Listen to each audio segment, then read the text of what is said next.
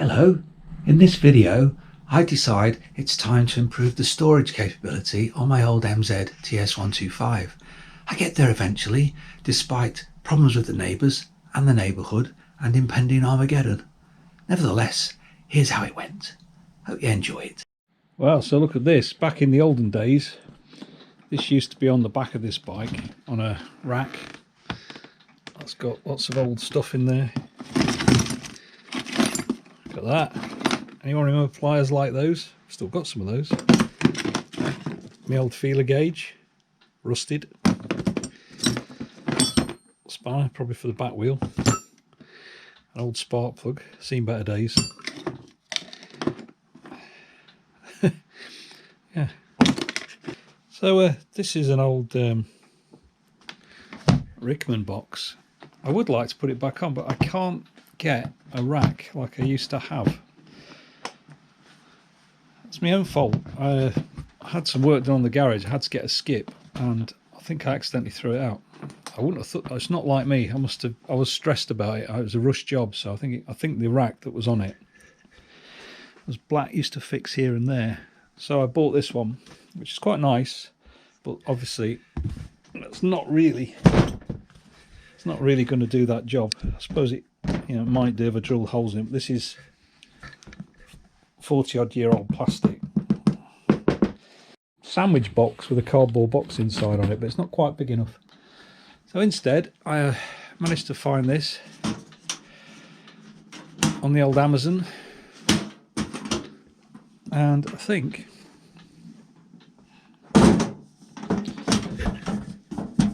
tilt that back, and I think that will work quite well. I might spray that black eventually, but I think that will do quite a good job. Not going to get a week's shopping in it, but as it suggests, it will carry the tools required. Always assuming I can open the lid. Oh dear, that could be a problem. Well, I'll have to figure that out somehow. I hear a noise from outside the garage and look outside, and my neighbour's GNU has escaped. Happens from time to time.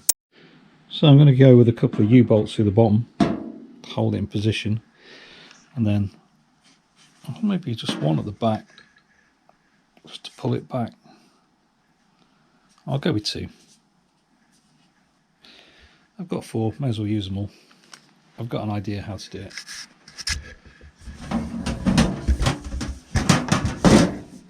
If it's kind of fixed at an angle like that, then the lid will open.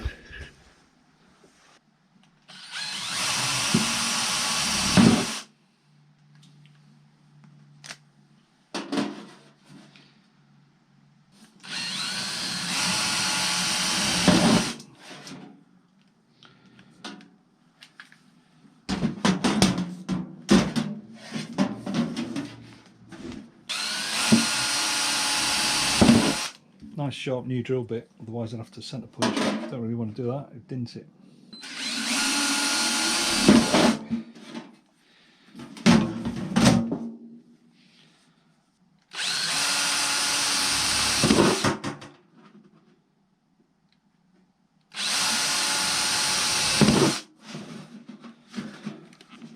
That's my pilot holes. Ambitious.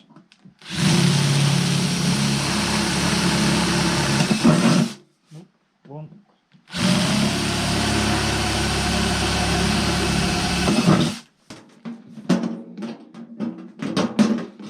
Perfecto.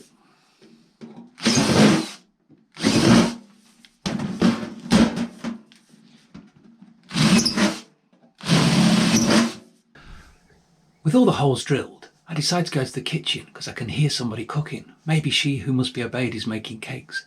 But unfortunately, it's just a bunch of strange travelling chefs who've taken over the place. So I get back to the garage. Utilising that angle, I should be able to open the lid sufficient. Now the bottom ones, I'm going to fit them and then I'm going to mark them and I'm going to trim them off, rebolt them and fix them with red Loctite. That's what I'm going to do. I'll make sure it never comes undone. So there they are poking through. They'll need trimming down, and as I say, either red Loctite or Nylox or something. I'll put on that. So when it's trimmed down, it'll be the height of that bolt. It should be pretty solid. Tighten them up, and then I'll fit the back one. When they're locked in position, I'll then fit the back ones and do a similar thing with them. Use the strain between there to hopefully stop the box from going too far back. While I'm deciding what to do next, I feel a pair of eyes on me. Look outside, and there's the ostrich. He does like to land in our garden and enjoys eating our tree.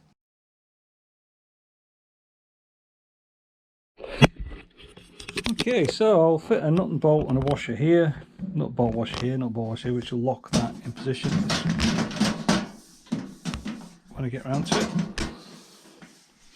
Because otherwise, because the bottom piece here folds up, it will move. But I can also tighten those up. These are solid here. If you look inside, rock solid on there. Trim those down. Put another bolt inside there to sandwich that, and a spacer, washers, whatever. The job's a good one. Nice and solid. Just need to stop it from moving up and down, which hopefully the nuts there will do in time. And when I tighten this up so it can't move, you can actually lock it back, look, but then can't open the lid. So I'll probably go for a combination of that, but it's certainly never going anywhere. Toolbox, as I say, I may yet spray that back, I haven't decided, or even spray it black. This came with quite a strong tray that fits in the top, but which will fit down inside. I'm going to fit that in the bottom, drill that, and that'll add even more strength. Eh? Genius. It's about this time that I notice my neighbour, Dr. J, is testing rockets again. He likes to do that on a Saturday evening.